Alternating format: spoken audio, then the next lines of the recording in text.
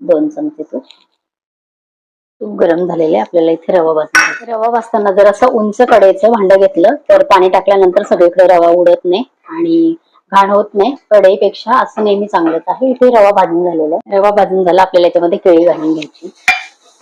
केळी घालून घेतलेली आहे. आता आपल्याला खोबरं घालून घ्यायचं. एकीकडे आपण पाणी गरम करत ठेवलं, ते पाणी गरम झालेलं आहे.